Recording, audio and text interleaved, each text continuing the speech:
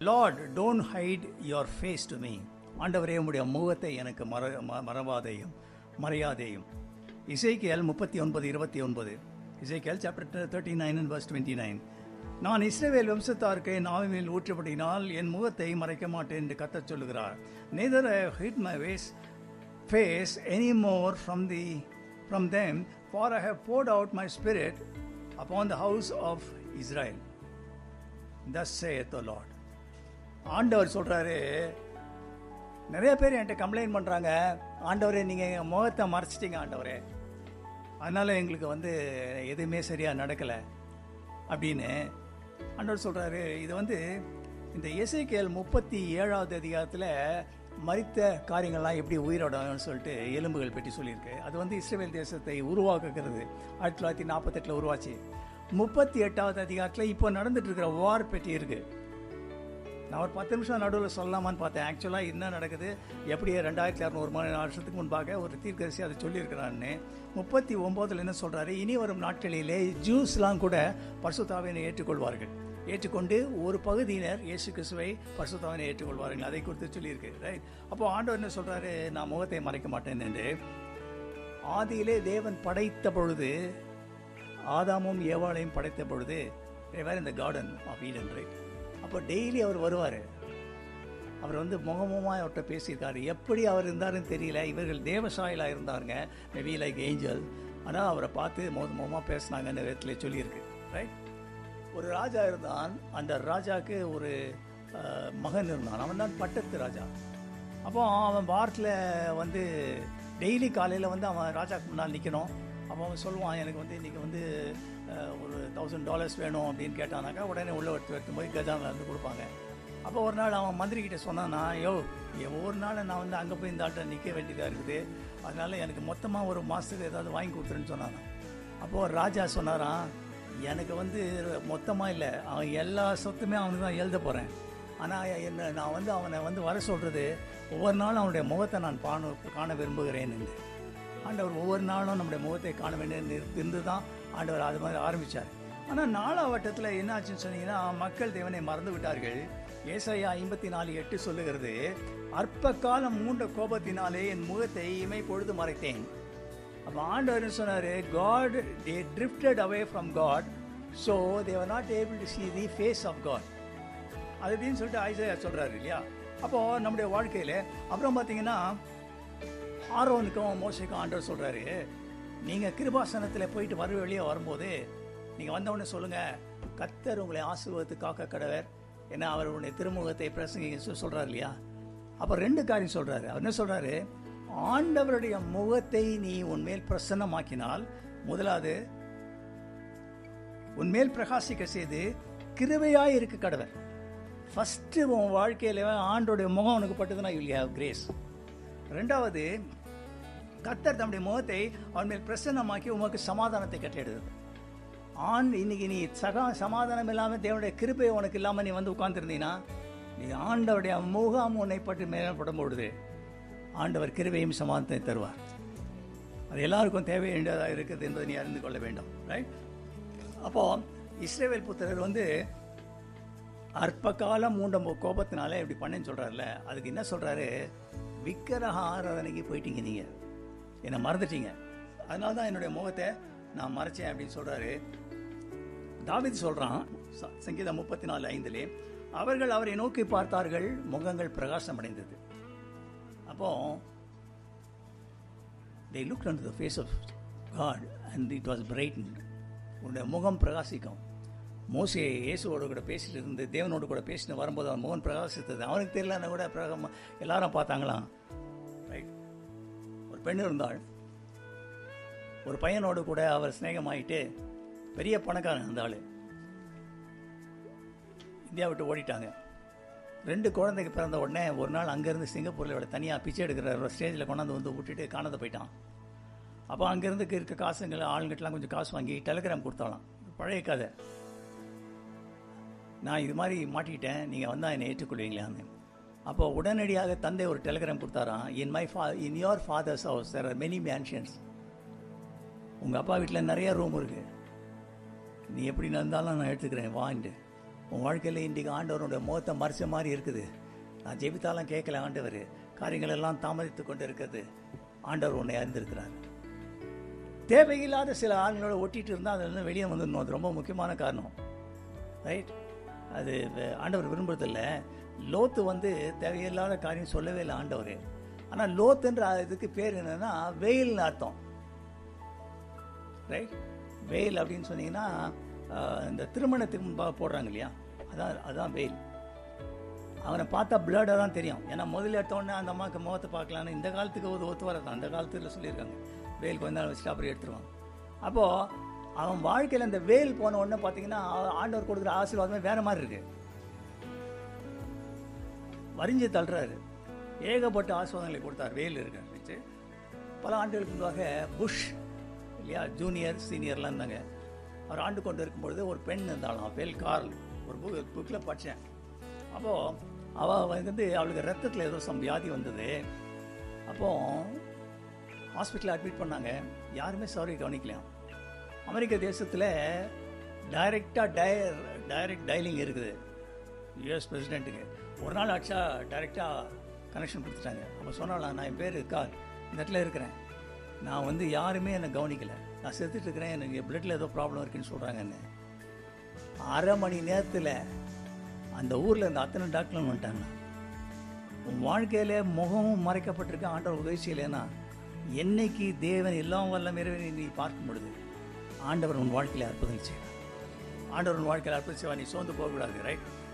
வேதத்திலே சிலருடைய வாழ்க்கையிலே முகங்கள் மறைக்கப்பட்டது. தேவனுடைய முகங்கள் மறைக்கப்பட்டது. அது மட்டும் பார்ப்போம். ரைட்? என்னென்ன நடக்குதுன்னு. ஆதாமுடைய வாழ்க்கையிலே அவன் சொல்கிறான், எங்கேயா இருக்கிறேன்னு கேட்குறான். நான் வந்து ஒளிஞ்சிட்டு இருக்கிறேன்றான். இவனுடைய முகத்தை அவர் பார்க்க முடியல, அவர் முகத்தை இவனுக்கு பார்க்க முடியல நினச்சிட்டு இருக்காங்க. ரைட்? அப்போ சொல்கிறான், நான் பாவம் சேர்த்துட்டேன், அதனால ஒளிஞ்சிட்டு இருக்கிறேன்றான். He was behind the bush. Right? அவன் முகத்தை. அப்போது ஏன் அவன் ஒளிஞ்சிட்டு இருக்கான் அவன் மனைவினா கீழ்ப்படியில். உன் வாழ்க்கையிலே கீழ்ப்படியாமல் சில காரியங்கள் செய்திருந்தால் ஆண்டோடைய முகத்தை மறைப்பார். அதுக்கு ஆப்ஷனே கிடையாது. நீ தான் ரெக்கன்சைல் பண்ணணும். இரண்டாவது பார்த்தீங்கன்னா பாவங்கள். ரைட்? பாவங்கள் உன்னை ஆண்டோட முகத்திலேருந்து மறைக்கும். தாவீது ராஜா சொல்கிறான் 51ஆம் சங்கீதத்தில், என்னுடைய பாவங்கள் எப்போ எனக்கு முன்பாக இருக்கு. இந்த இப்போ இருக்கிற செல்ஃபோனில் பார்த்தீங்கன்னா திடீர்னு அவன் சொல்கிறான், லேட்டஸ்ட்டு உனக்கு வந்து அப்டேட் பண்ணுமான்னு கேட்குறான். என்ன, அதை தள்ளி விட்டால் திருப்பியும் வருது, ஆஃப் பண்ணி போட்டால் திருப்பியும் வருது, அதுக்கு பதில் சொல்லிட்டு போடான்ற. அந்த மாதிரி வந்து தான் இந்த பாவம் பண்ணிருக்கு. எங்கே போய் ஜோம் பண்ணலான்னு பார்த்தா அங்கே பண்ணலிக்கா பாரியா பரிசுத்தவான நீ. ரைட்? அது 2. மூன்றாவது பார்த்தீங்கன்னா உடன்படிக்கை மீறல். ஆண்டவரோடு கூட ஒரு உடன்படிக்கை பண்ணான். என்ன உடன்படிக்கை பண்ணால், முடி வளர்ப்பேன், ஏன்னா அதுக்கு வந்து நான் வந்து சில நசரேயர்களுக்குன்னு சில இது இருக்குது, சில கொள்கைகள் இருக்கு. செத்தவங்ககிட்ட போகக்கூடாது, மது அருந்தக்கூடாது, இன்னும் இந்த காரியங்கள்லாம் இருக்குது. இவனுக்கு வந்து சரீர பிரகாரமான கண்ணம் போச்சு, ஆளுடைய கண்ணம் போச்சு. காரணம் என்னன்னா உடன்படிக்கை மீறிட்டான். இப்போ உடன்படிக்கைன்றது எப்படின்னா என்ன ப்ராப்ளம் சொல்லிங்களா? இப்போ உடன்படிக்கைன்றது முக்கியமாக வந்து பார்த்தீங்கன்னா ஸ்லாட்டர் பண்ணி தான் படிப்பாங்க. திருமணத்தில் எப்படி உடன்படிக்கை பண்ணுவாங்கன்னா, யூதர்கள் உங்களுக்கு தேவையில்லை, நான் சொல்கிறேன்னு தெரிஞ்சுக்கோங்க. இந்த மாப்பிள்ளைக்கும் பொண்ணும் கையும் ஒரு கப்பில் சால்ட் கொடுப்பாங்க.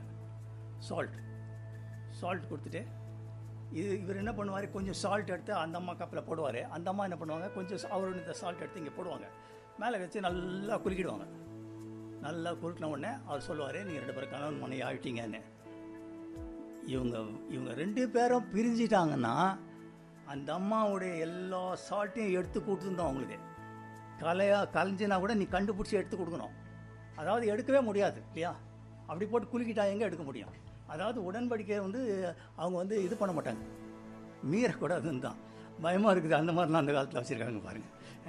நான் யோசிப்பேன் சில டைம், அந்த காலத்துலலாம் வந்து புளியை எடுத்துகிட்டு வந்து பல்லு கொடுக்கணுமா அப்படின்னா இங்கே இருக்கிற பாதி ஆம்பளைங்களுக்கு கல்யாணம் ஆகிருக்காது பாருங்கள். அந்த காலத்தில் அப்படி இருந்திருக்கு. சரி, இது வந்து யூதர்களுடைய இது ரீல் கிடையாது, உங்களுக்கு சிரிக்கிறதுக்கு சொல்லலை, ரியல். சரி, அப்புறம் பாருங்கள், யோனா வந்து கண்ணு வந்து மறைச்சிச்சு அவனுக்கு. ஏன்னா அவன் உடன்படிக்கை அவனுடைய கீழ்ப்படியாமல் அவன் பின்மாற்றம் அடைஞ்சிட்டான். ஒரு ஒரு ஒரு பெரிய அரண்மனையில் உட்காந்து ஒழுங்காக தான் அவன் தீர்க்க சொன்னான். தனியாக வந்த உடனே அவனுக்கு ஒரு கோவம் வந்துருச்சு. ஏன்னா வெயில் அனுப்புகிறாரு நம்மளேன்னு. கூலாக எங்கேயாவது ஸ்பெயின் இல்லை இங்கிலாந்து நாட்டுக்கு போனால் அங்கே ஜில் ஜில்லுன்னு இருக்கும், செலுப்ரியஸ் கிளைமேட்டு. அப்போ சொல்கிறாரு, அவன் சொல்கிறான், மீன் வயிற்றுலன்னு சொல்கிறான், என்னை தள்ளிட்டீங்க ஆண்டவரே, உங்கள் மூஞ்சி தெரில, ஆனாலும் உங்களுடைய ஆலயத்தையே நோக்குவேன்றான். அவனுடைய அல்டிமேட்டம் பாருங்கள் எப்படி முடியுது. அப்போ நம்முடைய வாழ்க்கையில் ஒன்று பாவம், ரைட், ஒன்று கீழ்ப்படியாமை, ரெண்டாவது பாவம், உடன்படிக்கை மீறுதல், அடுத்தது பேக் ஸ்லைடிங். இந்த 4 காலத்தில் என்ன பண்ணுறான் மனுஷன், என்ன பண்ணுறான், பின்மாற்றம் அடைஞ்சான். அதனால் தேவனுடைய முகம் மறைக்கப்படும். இப்போ எப்படி சிலருடைய கண்கள் திறந்ததுன்னு பார்ப்போம். முதலாவதாக சவுல் தமஸ்குவின் பாத்தில் போகிறாரு, நல்லா தான் இருக்கிறாரு, இவர் தெனாவட்டா போகிறாரு, எல்லா பேரையும் பிடிச்சிடலான்னு ஆர்டர்ஸ் எல்லாம் கையில் வச்சுருக்கான். ஆண்டவர் தட்டுனார் ஒருத்தன். சில பேர் இங்கே இருக்கிறாங்க, நீங்கள் பார்த்துன்னு இருங்க, நம்ம மீட்டிங்லேயே சில பேர் இருக்கிறாங்க, பார்த்துன்னு தான் இருக்கிறேன் நானும். ஏன்னா அவன் நினைக்கிறான் நம்மளுக்கு ஒன்றும் தெரியாதுன்னு. தமஸ்குவில் அப்படி போயிருந்தான். திடீர்னு ஒரு ஒளி அவன் மேல் பிரகாசித்து பொட்டுன்னு விழுந்தான், காக்கா மாதிரி. அப்போது அவனுக்கு கண்ணில் ஒரு சிதில் வந்து விட்டது, ரைட். இப்போ என்ன பண்ணுறான், ஆண்டவர்கிட்ட ஜெபம் பண்ணுறான். அவனுக்கு தெரியுது எல்லாம் மேட்டரும், அதனால் ஜெபம் பண்ணுறான், ஆண்டவரே எப்படியாவது நீங்கள் காப்பாற்றுங்கன்னு. அப்போ ஒரு தீர்க்கதரிசி ஜெபம் பண்ணிகிட்டு இருக்கிறான். அவன்கிட்ட சொல்கிறாரு, நீ போய் நேர்த்தூருக்கு போப்பான், அங்கே ஒரு ஆள் ஜெபம் பண்ணிகிட்டு இருக்கிறான். ஆண்டவர் சொல்கிறாரு, அவன் பொல்லாங்கனியா, என்ன அனுப்புறீங்களா கெனிபிக் மாதிரி முன்னால்? Is a dangerous fellow sir, this சால் ஆஃப் டார்ச்சர்ஸ்.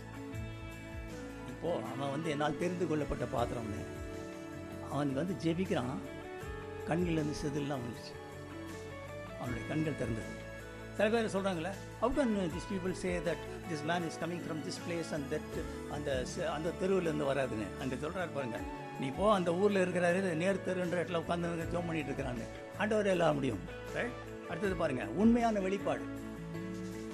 ஒரு மனுஷன் தான் அவன் கண் இல்லை அவனுக்கு, ஆனால் அவனுக்கு தேவையான வெளிப்பாடு இருந்தது. ரெவலேஷன் தாங்க உங்கள் வாழ்க்கையில் ஒரு நிலையிலேருந்து அடுத்த நாளைக்கு கொண்டு போகும். அங்கே டிஸ்பியூட்டே ப்ராப்ளம் என்ன தெரியுமா? சதுசேயர்லாம் என்ன சொல்கிறாங்க, Jesus is not the son of David. David எப்போ இருந்தார்? 1000 வருஷத்துக்கு முன்னால் இருந்தார். அவர் எப்படி how can he be son of இது? இவன் கத்துனதே சொல்லலாம், Jesus son of David mercy upon me. நின்றுட்டாரு, வான்னாரு. வரும்போது 2 காரியம் செய்தான். பிச்சை பாத்திரத்தையும் அழுக்கு துணியம் போட்டான். அழுக்கு துணின்றது அழுக்கடைந்த நீதியுடைய நம்முடைய கந்தைகள்லாம் அழுக்கடைந்த நீதி. அப்போ அதெல்லாம் தூக்கி போட்டார், வந்தார், அற்புதம் செய்துட்டார் இல்லையா? அப்போ உனக்கு இந்த ரெவலேஷனுக்கு உனக்கு கிடைக்கும் பொழுது சரீர பிரகாரமான கண்களும் திறக்கும், ஆன்மீகமான கண்களை திறக்கும். சில பேர் சொல்ல வேண்டாம், இதெல்லாம் வேண்டாம் பிரதர். ஒரு பையன் தானா, ஒரு பெரிய மிராக்கல் ஒர்க்கர் வந்தாரான் ஆப்பிரிக்கா நாட்டுக்கு. அப்போ அவன் ஒரு பையன் வந்தான், அவன் குருடன். அவன் ஆர்டர் கேட்டான், என்ன வேணும் உனக்கு அப்படி கேட்டானா. அவன் சொன்னான், நான் ஒரு அல்சேஷன் நாய் வேணும் சார்னு. நான் எல்லாருக்கும் கண்ணு காது திறக்குதுன்றாங்க, வேணும் அல்சேஷன். அப்போ கேட்டானா, ஏன்ப்பா அவனுக்கு அல்சேஷன் நாய் வேணும்? எங்கள் வீட்டு பக்கத்தில் சில என்ன போல் குருடர்கள் இருக்காங்க, அல்சேஷன் நாய் அவங்கள பத்திரமா கடைக்கு கூட்டு போயிட்டு கொண்டாந்துரு சார், அந்த மாதிரி இருந்தால் போதுன்றான். இதுதான் ஆண்டவர் அப்போ செய்வார். பட் எப்படிப்பா இதெல்லாம் தெரிய மாட்டார், எல்லாம் 2 வருஷம் முடிஞ்சிடுச்சு. இல்லை, you have the right revelation of Jesus. உன் வாழ்க்கையில் அற்புதம் செய்வார். 3வது பார்த்தீங்கன்னா உலக பராமரிப்பு. அப்படின்னா ஏசையா ஒரு இடத்துல இருந்தான். அந்த ஏசையா இருந்த அரண்மனையில் இருந்த ராஜா பேர் உசியா. அவன் நல்ல ராஜா தான். லாஸ்ட்டில் ஒரு தப்பு பண்ணிட்டான், அவன் குஷ்டம் வந்துருச்சு. கடைசியில் அவன் செத்து போன உடனே அவனுடைய மகன் இவளை ஏற்றுக்கொள்ளலை, வெளியில் வந்தான். உலக பிரகாரமாக இருந்த பிடிப்பு போயிடுச்சு. உன் வாழ்க்கையில் என்னைக்கு தேவனுடைய ஆலயத்திற்கு நீ உலக பிரகாரமான பிடிப்புகளெல்லாம் விட்டுட்டு நீ போறியோ, ஆண்டவர் உனக்கு தரிசனமாவார். ஐ ரெட் ஹண்ட்ரட்ஸ் ஆஃப் இந்த புக்ஸ் எல்லாம் அந்த காலத்தில் நிறையா படிப்பேன், இப்போ கூட படிக்கிறேன். அநேக மிஷினரிஸ், அநேக பெரிய பெரிய ஆளுலாம் பார்த்தீங்கன்னா இயற்கைக்கு அப்பாற்பட்ட முறையில் ஆண்டவர் தொடுவார். இப்போ இந்த இடத்துல ஃபேஷன் ஃபோக்னு ஒன்று இருக்குல்ல, இப்போ பர்கர் மேன் இருக்குது இல்லையா, அந்த இடத்துல ஒரு வீடு இருந்தது, நம்ம வீடு மாதிரி இருந்தது. அப்போ நாங்கள் இங்கே வந்திருக்கும் போது பார்த்தீங்கன்னா 5 மணிக்கு ஒரு ஆள், நான் நினைக்கிறேன் இந்த சிபிஎம் ஆலயத்தில் இருந்தால் நினைக்கிறேன், ஏன்னா ஃபுல்லாக இது பட்டு காலையில் பாவிகளை இரட்சிக்க கிறிஸ்டியர் சொல்கிறாங்க, சைக்கிளில் சொல்லுவார். நான் பைத்தியானே ஏன் எல்லாம் தூங்கி நிற்கிறான் இவன் சொல்லிட்டு போகிறாரு. ஒரு நாள் அந்த ஆள் கூப்பிட்டாரு, அந்த பெங்காலி. அவர் சொன்னார், சார் வாங்க அப்படின்னாரு. அப்போ சொன்னார், இன்னைக்கு காலையில் I wanted to commit suicide. அப்போ இவர் என்னமோ சொன்னார், ஜீசஸ்ன்னு. என் மனசு ஏதோ மாறிடுச்சு, அவர்கிட்ட போய் பேசினேன். அப்போ அவர் சொன்னார், ஜீசஸ் உங்களுக்கு ஹெல்ப் பண்ணுவாருன்னு சொன்னார். அவருக்கு தெரிஞ்ச, எனக்கு தமிழ் ஒரு அளவுக்கு தெரியும், அவருக்கு இங்கிலீஷ் கொஞ்சம் தெரியும், மேனேஜ் பண்ணி ஜோம் பண்ணோம். இன்றைக்கி ஆண்டவர் என்னை தடுத்தாருங்க. உன் வாழ்க்கையில் சில பேர்கிட்ட ஏதோ சீப்பாக நினைக்கிறாங்க. அந்த மாதிரி ஏதோ கூகுள் பண்ணால் என்ன பிறகு நினைப்பாங்க. அதாவது மக்கள் வந்து மைண்ட் செட் மாறுற வரைக்கும் அவங்க ஊழியமே செய்ய மாட்டாங்க. ரைட்? ஏன்னா அவங்களுக்கு பணம் ஆண்டவருக்கு கொடுத்துருக்கிறது கிங்டம் பிரின்சிபல்ஸ்க்கு அவர் ஹெல்ப் பண்ணுறதுக்கு தான் என்றது. ரைட்? அடுத்தது பார்த்தீங்கன்னா இவன் என்ன பண்ணுறான், இந்த அவன் ராஜாவை வந்து பார்க்குறான், சொல்கிறான், ஆண்டவர் கேட்குறாரு, அதெல்லாம் பார்க்குறான். பார்த்தோன்னு கேட்டார், எப்பா அவர் நேராக சொல்லிருக்கலாம், ஏசையா நீ தான் ப்ராஃபிட்டியா, நீ போயான்னு சொல்லல. அவர் லைஸாக கேட்குறாரு, என்னப்பா யார் அனுப்பலாம் அதுக்கு? நான் போகிறேன் சார். அவனுடைய வாழ்க்கையை பாருங்கள், கம்ப்ளீட்டாக மாறி போச்சு. ஒன்றிலிருந்து, இது வந்து உங்களுக்கு எல்லாருக்கும் தேவை இருக்காது, ரெகுலர் பைபிள் படிக்கணும். 1லேருந்து 39 வரைக்கும் ஏசாயா புக்கில் பார்த்தீங்கன்னா எப்படி துன்மார்க்கமாக இஸ்ரவேல் இருந்தார்கள்னு, 40லேருந்து 60 வரைக்கும் பார்த்தீங்கன்னா எப்படி இஸ்ரவேல் புத்திரரை அவர் வந்து மீட்டு எடுத்து ரட்சித்து கொண்டு வர போகிறாருங்க. 60லேருந்து பார்த்தீங்கன்னா இயேசு இந்த உலகத்தில் இருக்கும்போது சொன்ன சில காரியங்களை அப்படியே சொல்கிறாரு. 61 வந்து பார்த்தீங்கன்னா சிறைப்பட்டவர்களுக்கு ஆறுதல் சொல்லவும்னு ஜீசஸ் வந்து ஒரு சினகோக்கு போகிறாரு. அங்கே போய் ஸ்க்ரால் எடுத்து அவரை பற்றி எழுதியிருந்ததே அவர் வாசித்தார்னு போடுது. அப்போ அவ்வளோ பெரிய ப்ராஃபிட்டாக அவன் மாறிட்டான். காரணம் என்ன தெரியுமா? யார் என் காரியமாக போனா, அதாவது எனக்கு தான் கொஞ்சம் பிபிலாம் இருக்குது சார், நம்ம இதில் நல்ல மீட்டிங்கில் நல்லா இருக்கிறாங்க பார்த்தா அவங்கெல்லாம் கொஞ்சம் யங்ஸ்டர்ஸ் இல்லை. அடுத்தாத்பியா மரியாள் வந்து கல்லறை தோட்டத்தில் இருக்கும்போது அவருடைய கண்கள் இயேசுவை காண முடியல, ஏன்னா கண்ணீர். சில பேருடைய வாழ்க்கையில் பார்த்தீங்கன்னா இந்த வாரம் சில காரியங்கள்லாம் பார்த்தேன், என்ன இப்படி பிரச்சனைகளை கஷ்டப்படுறாங்களே, தெரு தெருவாக போய் இங்கே நம்ம இருக்கிற ஆளுங்களை கிட்ட போய் என்ன ப்ராப்ளம் கேட்டுக்கலாம், என்னங்க நீங்கள் நம்பவே மாட்டீங்க. அவங்க சொல்கிற ப்ராப்ளம் பார்த்தீங்கன்னா இங்கே இருக்கிற ப்ரேயர் ரிக்வஸ்ட்லாம் ஒன்றுமே இல்லை, க்ளோஸ் பண்ணிடலாம் மீட்டிங்கை. இக்கட்டான கட்டத்தில் இருக்கிறாங்க. எங்கேயோ நம்ம வந்து கேட்டு ஏதோ ஒரு கேட்டு நம்ம புக்கு யாரோ கொடுத்தாங்கன்னா வந்து ஃபோன் பண்ணுறாங்க, நம்மகிட்ட ஃபோன் பண்ணுறாங்க. மக்கள் in need of a saviour, அது மக்களுக்கு தெரியல. அப்போ இப்போ கண்களிலே அவள் கண்ணாடி கண்ணில் வந்து கண்ணீரோடு பார்த்தபடினா அவன் தோட்டக்கார மாதிரி தெரிஞ்சது.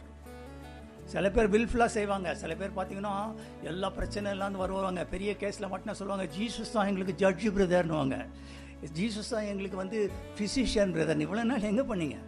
யார்கிட்ட கன்சல்ட் பண்ணிக்க இவ்வளோ நாள்? இல்லை, அதான் சொல்லுவான். ரைட், சரி. அடுத்தது பார்த்தீங்கன்னா ஜீசஸுடைய வாழ்க்கையில் பார்க்கும்போது 2 வாட்டி அவர் என்ன பண்ணிட்டாரு, அவருக்கும் தேவனுக்கும் இருந்த உறவு முறிந்து பிதானுடைய முகத்தை பார்க்க முடியல.